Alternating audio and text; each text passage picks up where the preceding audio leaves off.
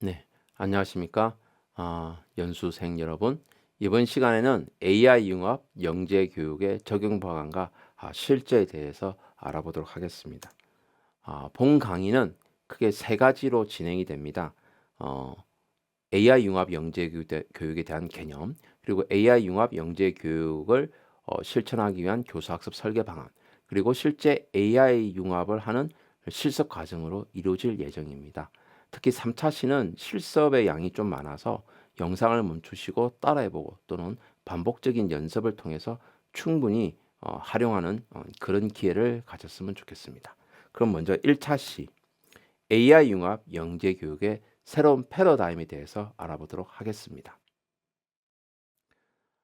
생성형 AI 시대에 우리는 영재성을 어떻게 바라봐야 할 것인가, 이런 새로운 문제에 봉착했습니다.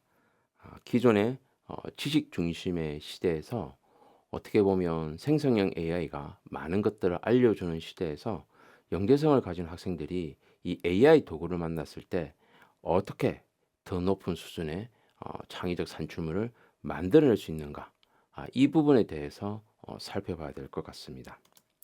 어, 지금까지 생성형 AI 기술의 발전은 어떤 지식의 접근성을 굉장히 획기적으로 높여왔고, 그리고 빠른 지식 암기나 문제풀이 능력으로는 AI를 이길 수 없게 되었습니다.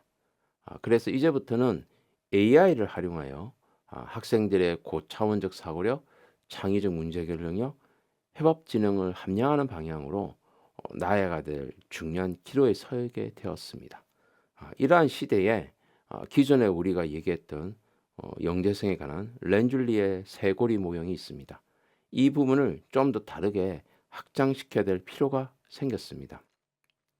렌줄리의 쇄골이 모형은 다들 알다시피 평균 이상의 능력과 지능과 그 다음에 높은 창의성, 그리고 높은 과제 집착력을 요구하게 되었습니다. 이 중에서 이제 평균 이상의 능력은 AI 리트러시에 의해서 뭔가 AI의 기본 원리라든가 가능성 한계를 비판적으로 수용해서 그런 정보의 신뢰도와 평양성을 평가할 수 있는 능력도 과제화됨을 이해하고요. 그 다음에 높은 과제 집착력은 기존에 어떤 문제에 깊게 들여다보고 하는 부분이 더 중요했다면 지금은 컴퓨팅 사고력을 바탕으로 문제를 분석하고 패턴을 인식하고 더 나아가서 AI와 함께 협업하면서 과제 집착력을 높여야 되는 이런 부분에서 굉장히 중요하게 되었습니다. 즉 AI하고 소통하기 위한 프롬프트를 어떻게 다룰 것인가, 이 부분에 대해서 깊은 활동을 하게 되었습니다. 따라서 이 영재 교육에 AI가 왜 필요하냐라고 물어본다면 현재 학습자가 요구하는 사항들이 이 AI를 통해서 충분히 메꿔줄 수 있는 부분이 많다는 겁니다. 특히 교사에게 요구되는 전문성을 AI를 활용해서 뭔가 AI를 바탕으로 삼고 또 AI 도움을 받게 되면 학생들의 많은 요구 사항들을 손쉽고 빠르게 메꿔줄 수 있는 기능들이 너무나도 많다는 것입니다. 우리가 3차 시에서 이와 관련된 실습을 좀 해볼 텐데요. 어쨌든 학생들의 어떤 깊이 있는 호기심, 그리고 창의적 문제 해결 능력, 그리고 자기주도 학습 속도, 복잡한 프로젝트 수행에 있어서 다양한 데이터, 아이디어 생성, 그 다음에 커리큘럼 설계, 분석, 보고서 작성 등 많은 부분들을 도와줄 수가 있다는 것이죠.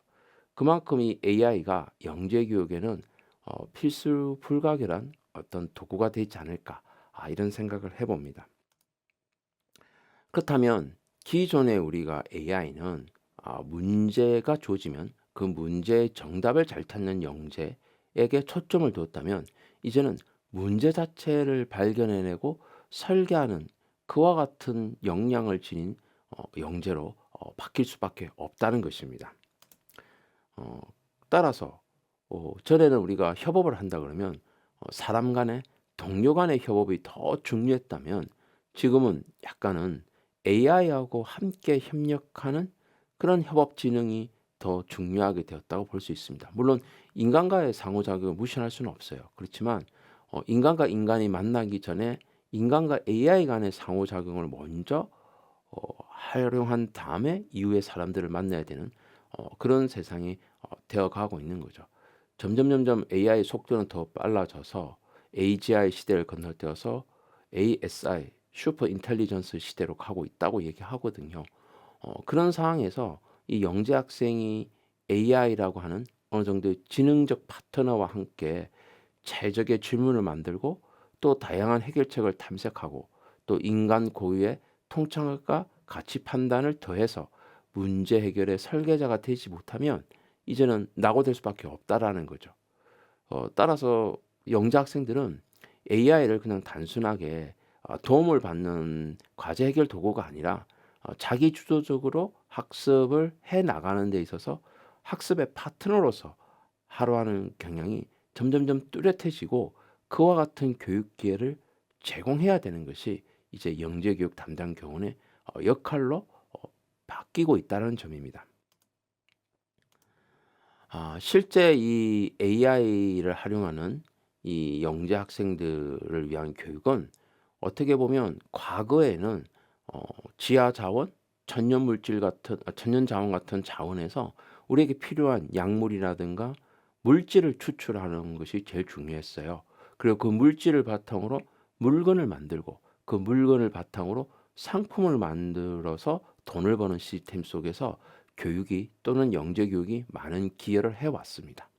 이와 같은 상황 속에서 사실 자원에서 적절한 물질을 추출해내고 물질을 가지고 제조하는 이 부분에서 여러 가지 과학의 법칙이라든가 여러 가지 어떤 정해진 정답, 불량률을 없애기 위해서 노력하는 거 그런 것들이 많이 활성화되었다 볼 수 있고 그런 영향으로 영재 교육도 결국은 정답을 잘 찾아내는 법칙을 잘 찾아내는 이와 같은 방식으로 진행됐다 볼 수가 있어요. 물론 이제 과학 이쪽 부분을 벗어나서는 뭐 상품 판매, 재화 요 단계에서는 인문 사회적 역량이 굉장히 요구되는 거죠. 사람들에게 호소력 있게 보여주고 표현하고 감성으로 다가가는. 그래서 영재 교육이 이런 산업 분야 전 분야에서 굉장히 탁월한 성취를 냈다고 볼 수가 있는 거죠. 그러나 21세기 들어오면서 세상은 굉장히 많이 변하게 되었습니다. 일단 우리가 공식 용어로는 지능정보화 사회라고 얘기합니다. 뭐 4차 산업혁명, 뭐 지식정보화 이런 말도 있었지만 지금은 지능정보화라는 말로 거의 통일이 된 것 같아요. 이 지능정보화 사회가 처음 도입될 때 많은 컴퓨터 학자들, 인공지능 연구하는 사람들, 과학자들은 이 데이터의 중요성을 알고 있었고 이 데이터를 바탕으로 정보가 추출되어지고 그 정보 속에서 지식이 만들어져서 그것이 지능이 되은 다음에 산업계 전반에 영향을 미칠 것이라고 생각을 했던 거예요.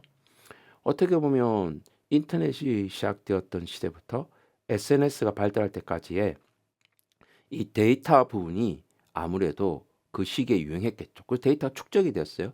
이 축적된 데이터로부터 어떤 가치 있는 정보, 예를 들면 카드 사용량 데이터를 보고 어떤 지역에 20대, 30대가 많이 몰리니까 그쪽에는 20대, 30대에게 맞는 어떤 가게들, 상권이 형성돼야 된다. 이게 데이터 정보의 시대였거든요. 이 정보 부분이 어떻게 보면 클라우드 서비스였던 거예요. 근데 이 지식과 지능 시대가 바로 현재 AI 시대예요. 어떻게 보면 이미 다 도달한 상태라고 볼 수가 있어요. 이런 상황 속에서는 영재 교육은 도대체 무엇을 해야 될 것이냐? 여기서 이제 우리가 이제 힘들어지는 거죠. 기존의 산업 사회에서 이루어졌던 방식으로 교육을 안 할 수는 없지만 그게 전부가 되어서는 안 된다는 거죠. 특히 지금같이 과도기 시기, 즉 산업 사회에서 지능 정보화 사회로 넘어가고 있는 이 트랜스포메이션 하는 이 시기에서는 이 둘 다를 할 수 있어야 이 데이터 정보 지식 지능이라고 하는 체계가 완성되어 갈 것이고 앞으로 한 20년 뒤에 태어날 학생들, 아이들은 데이터 정보 지식 지능이 완성된 시대에 살아갈 테니까 사용하는 방법과 접근하고 생각하는 방식은 달라질 거라는 거예요. 그래서 이 영재 교육은 뭐 지금 하는 것이 100년 뒤에 유지된다는 법도 없고요. 또 100년 전에 한 것을 지금 해야 된다는 법도 없습니다. 따라 지금 현재 기술의 발달과 주변 교육 환경의 변화에 맞춰서 교육 서비스, 교육 경험을 제공하는 것이 굉장히 중요하게 된 거죠. 따라서 이 교육 패러다임이 변화되어야 된다고 볼 수 있습니다. 전에는 영재 교육을 통해서 뭐 융합 교육 그러면 지식을 통합하는 게 굉장히 중요했다고 생각했어요. 뭐 과학으로 따지면 물리, 화학, 생물, 지구과 심지어 예술 분야까지 결합하는 그런 형태의 우리가 교육 활동들을 해왔습니다. 그 대표적인 게 이제 21세기 초반에 미국에서 시작된 스템이 있습니다. 과학, 기술, 공학, 수학을 분절적으로 전문성을 좀 더 강조하고 결국은 이 네 가지 능력을 기르기 위해서 뭐 수학이 중심이 되든 과학이 중심이 되든 공학이 중심이 되든 어쨌든 이 네 가지를 잘 익혀가지고 과학기술 분야의 전문적 인력을 양성하는 이런 교육이 2000년대에 시작이 됐단 말이에요. 그러다 2010년대 들어오면서 우리나라에서 이제 스팀이라는 것을 만들어내게 됐죠. 그래서 이 스템 플러스 A, 즉 아트, 리버럴 아트라고 하죠. 인문사회적 상상력, 그리고 예술 이런 것들이 결합이 되면서 단순히 스템이 아닌 창의성이 요구되는 스템 활동이 더 중요하게 되었고 이걸 우리나라에서는 이제 융합인재교육이라고 명칭을 붙였고 지금은 전 세계적인 공용 언어 명칭이 되었어요. 즉 융합적 사고력과 창의성을 높이는 방향의 어떤 형태의 수업의 변화가 있어야 된다. 교육의 변화가 있어야 된다고 했는데 이게 2010년대예요. 그럼 지금 2000년대 스템, 2010년대의 스팀. 그러면 지금 2020년대 벌써 중반이 지났어요. 올해에서 2025년이 가고 있잖아요. 이제 여러분들 연수 들을 때는 아마 2026년이 될 거예요. 좀 20년대 중반에 와서는 그럼 지금은 뭐냐? 지금은 AI 융합 교육이라고 이렇게 얘기해야 되지 않을까라고 생각하고 있습니다. AI 융합 영재교육, AI 융합 교육, AI 융합 중등교육, AI 융합 고등교육. 즉 인간과 AI가 협업을 해서 문제 해결 과정을 좀 더 자동화시키고 또 학문을 건너뛰는 좀 결합하는 초학문적 접근들이 가능해졌죠. 왜냐하면 지금 현재 AI 발달이 너무나도 빠르죠. 그래서 모든 분야에 박사 학위를 가진 사람이 있는 거예요, 일종의. 국어면 국어, 영어면 영어, 과학이면 과학, 수학이면 수학. 이 모든 분야의 전문 지식을 갖고 있는 사람은 사실 없잖아요. 근데 그걸 대변할 수 있는 기계가 놓여져 있는 거예요. 그러니까 내가 뭐 물리 전공이지만 국어와 관련된 내용에 관해서 연구를 하고 싶다. 그러면 AI의 도움을 받으면 그런 쪽의 연구도 충분히 가능해지는 거죠. 즉 AI를 활용해서 문제를 발견하거나 그런 어떤 창의적인 해결책을 낼 수 있는 그런 기회들이 주어지니까 교육의 패러다임이 단순하게 과학기술 분야의 전문성, 어떤 분야의 융합적 사고를 뛰어넘는 AI를 활용해서 문제를 발견하고 그 해결책을 새롭게 제시하는 것. 그래서 지식의 통합에서 지능의 협력으로 넘어가는 시대가 드디어 도래하게 되었다고 볼 수 있습니다. 저는 제미나이 3.0 프로가 나오기 전까지는 언제 이게 되겠나 싶었는데 지금 제미나이 3.0 그리고 최근에 나온 챗GPT 5.1을 한번 써보시면 깜짝 놀랍니다. 정말 모든 분야에 박사학위를 가진 것 같아요. 모르는 게 없고 그리고 대화를 나누다 보면 그 해박함에 놀라게 됩니다.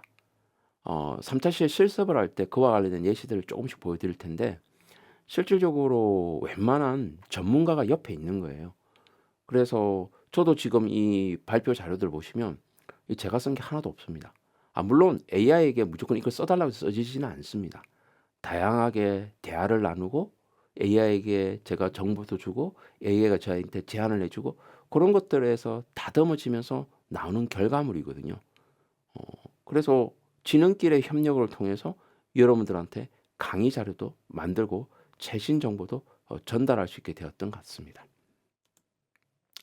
그래서 이 교육의 목표는 지식의 축적을 이제 넘어서서 새로운 가치를 창출하는 역량, 요게 가장 중요하다고 볼 수 있습니다.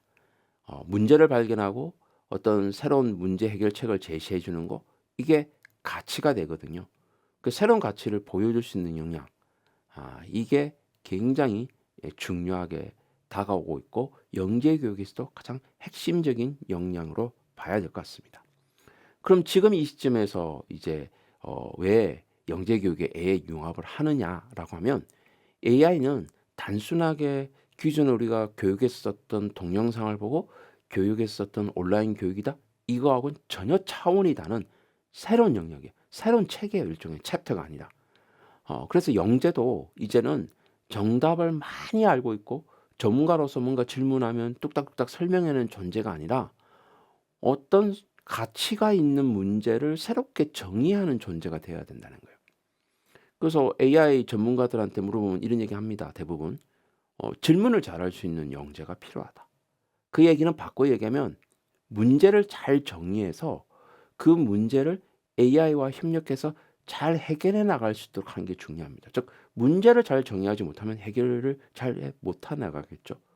그래서 문제를 정의하는 존재, 요게 굉장히 중요한 포인트가 될 거라 보여지고 AI 융합에서도 이 부분은 절대 놓쳐서는 안 되는 부분이라고 생각합니다. 그러다 보니까 이 영재성이 정의를 새롭게 할 필요성이 생겼습니다. 물론 이 용어는 뭐 학술적인 용어는 아닙니다만은 이제 제가 AI랑 얘기하다가 나온 건데 기존의 영재성은 약간 지식을 거래한다고 생각을 한 거예요.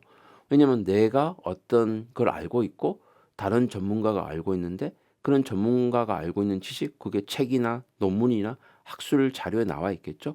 그런 자료들을 내가 빠르게 학습하고 그걸 분석해내고 또 그걸 정확하게 이해해서 답변하는 것이 굉장히 중요했는데 이게 이제 AI가 대체 가능하잖아요. 결국은 기존의 영재라 그러면 지식의 소비자 입장에서 정말 많은 양의 지식을 내가 빠르고 정확하게 접근해서 풀이하는 데 사용할 수 있는 거. 그러니까 거래를 했다는 얘기죠, 지식을. 그런 이런 거래적인 영재성에서 이제는 좀 더 바뀌는 게 뭐냐면 변혁적 영재성. 이게 이제 트랜스포메이션 하는 건데 단순한 게 내 지식을 갖고 가는 것이 아니라 어떻게 보면 AI하고 함께 새로운 걸 만들어 가야 되는 거라 볼 수 있습니다. 그러면 역량은 이제 빠르게 이해하고 분석하는 게 중요하지 않고 복합적으로 문제를 해결할 수 있어야 되고 또 새로운 아이디어를 내는 창의적이고 비판적인 사고 그리고 소통과 협업을 해야 되는데 이것도 인간하고도 하지만 AI하고도 할 수 있는 조금 복잡하죠. 그래서 가치를 새롭게 만들어낼 수 있는 그러한 리더가 돼야 되는 새로운 가능성을 여는 그래서 영재성이 달라져야 되고 이 얘기는 결국 우리가 어떤 학생들을 선발해서 교육할 것이냐라는 측면에서는 기존의 어떤 지식의 답을 잘하는 학생이 아니라 뭔가를 발견을 잘하는 학생을 뽑는 게 굉장히 중요하다는 거예요. 제가 최근에 부산 지역에서 한 3년간 영재교육원을 선발하는 1단계 문항들을 다 훑어볼 기회가 있었는데 보고 깜짝 놀랐어요. 왜냐면 거기는 기본적으로 문제 유형이 어떤 자료가 주어지는데 그 자료가 영상이나 사진이 주어져요. 거기서 문제를 발견하는 게 평가 문항이에요. 그러니까 어떻게 영상 속에서 이 부분은 굉장히 가치 있는 문제가 돼서 그걸 해결하면 뭔가에 도움이 될 거야. 이런 것들을 찾아낼 수 있는 능력을 평가하고 있더라고요. 굉장히 앞서가는 방식이라고 생각해요. 정답을 요구하지는 않죠.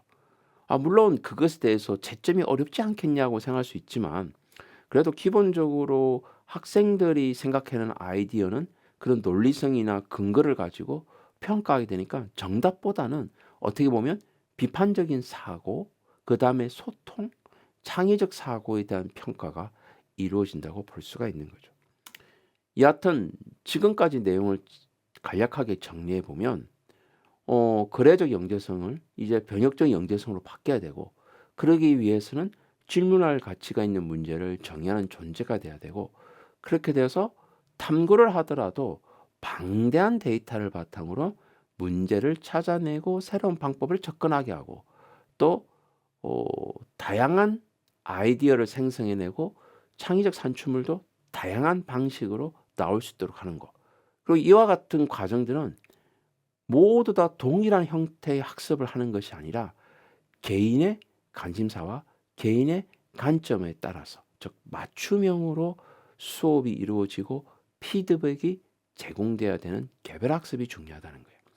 지금까지 개별학습 그러면 사람들이 만들어 놓은 스토리 따라서 진행하다가 몇 개의 가지로 뻗어나가면 거기에 맞춰서 내용을 전달하는 형태였다면 지금의 개별화는 생성형 AI가 그 학생의 어떤 결과를 보고서 거기에 맞춰서 그때마다 제공하게 되는 겁니다. 요게 요즘 더욱더 발달되고 있는 생성형 AI의 기능이라고 볼 수가 있겠죠. 따라서 이 영재 교육은, 특히 AI 시대의 영재 교육은 네 가지 핵심 역량을 길러야 되는데, 기존에 우리가 얘기했던 21세기 필요한 비판적 사고, 협업, 의사소통, 창의적 사고를 포함해서 이제는 그런 것들을 뭉뚱그려서 그냥 고차원적 사고력이라 보고 있고요. 그리고 협업도 인간끼리의 협업 플러스 AI하고 협업하는 능력을 길러야 되는 것도 중요해졌어요. 그와 아울러 너무 기계에 또는 AI에 종속될 수도 있기 때문에 두 가지를 반드시 고려해야 된다는 거예요. 사회 정서적 역량, 사회 정서적 역량 그러면 자기 효능감부터 시작해서 회복 탄력성, 갈등 해결 여러 가지가 있습니다. 어쨌든 사회 정서적 역량이 더더욱 중요해지고, 또한 이 AI가 뻗어나갈 수 있는 범위가 아직까지 가이드나 한계가 정해져 있지 않기 때문에 윤리적 책임감에 대해서도 반드시 길러야 될 역량이고, 이 네 가지 역량을 고루 기를 수 있도록 교육을 제공하는 거, 그게 이제 앞으로 영재 교육의 큰 변화의 방향이 되어야 된다고 저는 생각하고 있습니다. 자, 그렇다면 이 역량을 기르기 위해서 교사는 변화가 필요합니다. 그죠? 단순히 지식을 전달하는 사람에서 학습 생태계를 설계하는 방식으로, 이제는 학습 생태계라고 얘기를 해야 돼요. 왜냐하면 AI가 제공되는 환경은 학생들이 어떠한 방식으로 접근해서 어떻게 질문하고 대답하고 활용해야 될지를 아무도 모르기 때문에, 그래서 생태계라고 봐야겠죠. 생태계에서도 사실 일반적으로 일어나는 생태적 상황이 있지만, 그래도 갑자기 돌연변이라든가 다양한 방식이 나올 수 있기 때문에, 이제 그런 것들은 기존에는 우리가 틀에 갇혀서 학생들을 지도해 왔다면 지금은 얼마든지 뻗어나갈 수 있어야 되니까, 결국은 정답을 제공하는 교사가 사고를 촉진시키는 사람이 되고, 또 일방적인 지도자에서 맞춤형으로 코치해 주는 역할 변화가 일어날 수밖에 없는 거죠. 결국은 교사는 이번 시간에 이루어져야 할 수업에 대해서 학습 경험을 디자인을 하고, 그 디자인한 학습 경험 내에서 학생들이 다양한 사고를 촉진하도록 도와주고, 또 이런 사고 촉진을 통해서 AI를 잘 쓸 수 있도록 해줘야 되는 거죠. 물론 이때 AI를 맹신하지 않고 비판적으로 검토하도록 중간에 점검을 해줘야 되는 거죠. 그래서 학생 맞춤형으로 코칭을 해줄 수가 있게 된다고 보여집니다.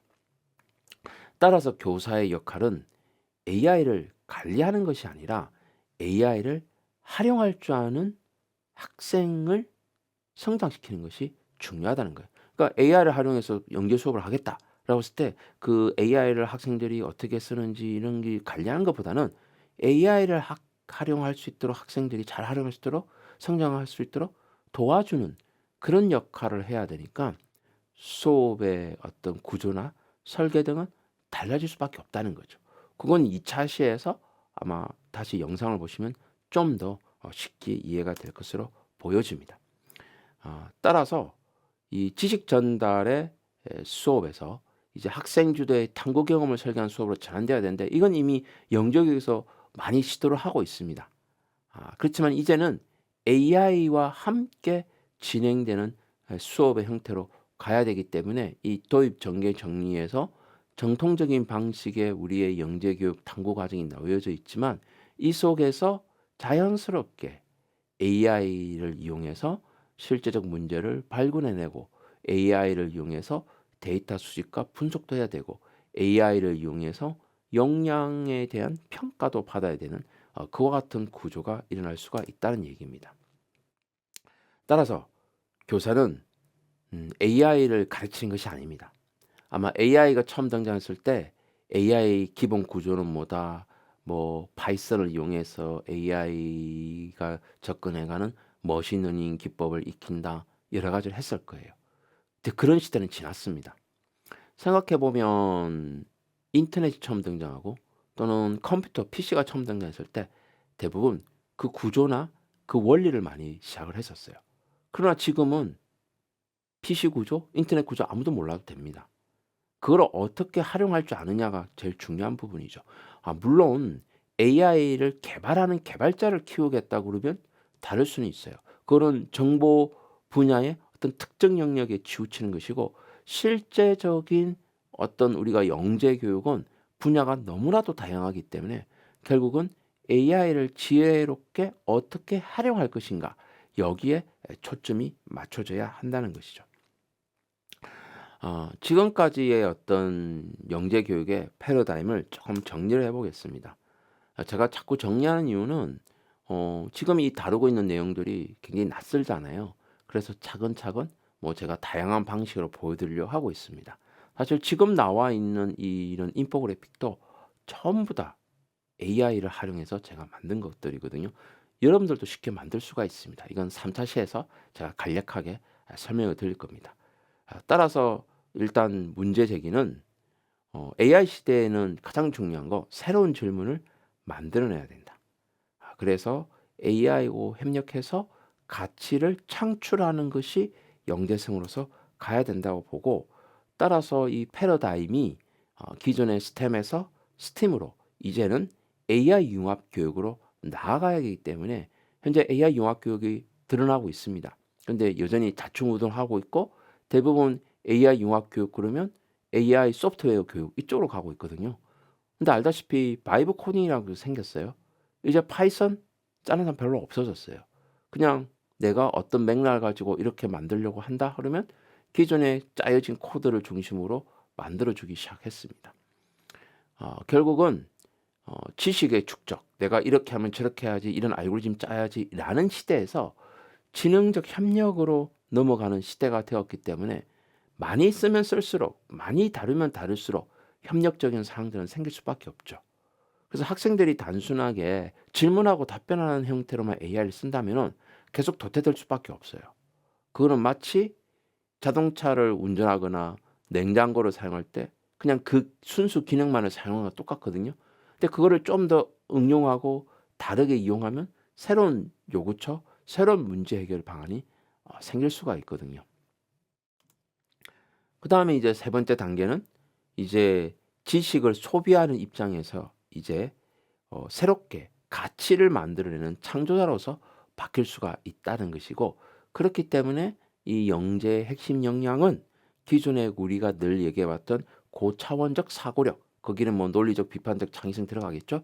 그 외에도 AI하고 협력하는 능력 그리고 AI하고 다루다 보니 생길 수 있는 발생할 수 있는 부족할 수 있는 사회 정서적 역량을 함량해야 되고 또 하나 가장 중요한 거 윤리적 책임감을 반드시 지녀야 된다는 겁니다.